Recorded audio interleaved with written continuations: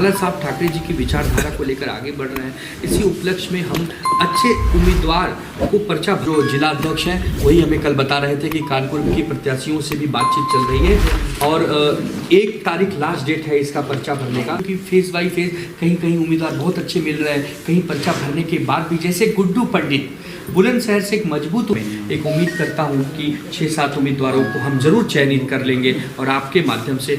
और उससे भी महत्वपूर्ण एजेंडा होगा कि उत्तर प्रदेश के युवकों का पलायन रुकना चाहिए। 22 के इस चुनाव में उत्तर प्रदेश के ये तो असंभव है। उनकी और हमारी इस समय स्थिति नदियों के 2 पार्ट की तरह है, एक दूसरे से मिल नहीं सकते, अंतर बढ़ते ही जा रहा है और अगर बाढ़ बहुत तेज आई तो और भी अंतर बढ़ जाएगा, मिलन होना अब बहुत मुश्किल है।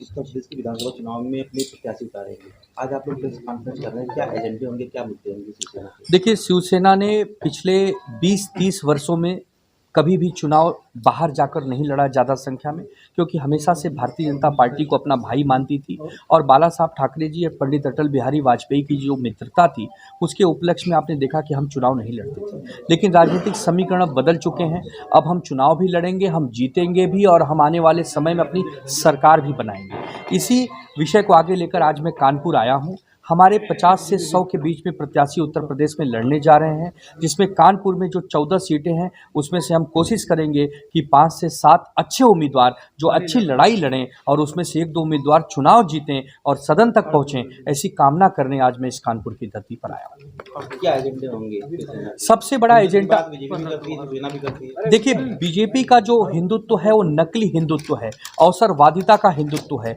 समय समय पर अपने हिंदुत्व से समझौता करते हैं। जब महबूबा मुफ्ती के साथ सरकार बनानी होती है तब हिंदुत्व पीछे छुप जाता है, और लेकिन जब शिवसेना के ऊपर प्रहार करना होता है तब इनका हिंदुत्व बहुत चरम पर आ जाता है। और हमारी पार्टी का जो हिंदुत्व है, आदरणीय बाला साहब ठाकरे जी का हिंदुत्व है, जिन्होंने कहा था गर्व से कहो हम हिंदू हैं, हिंदू हृदय सम्राट बाला साहब ठाकरे जी के नाम से पूरा विश्व आज उन्हें जानता है। तो आप बहुत ही बुद्धिमान जाति हैं, आप हमारे बहुत ही आदरणीय हैं, आप फैसला कीजिए कि किसका हिंदुत्व ज़्यादा तेज है।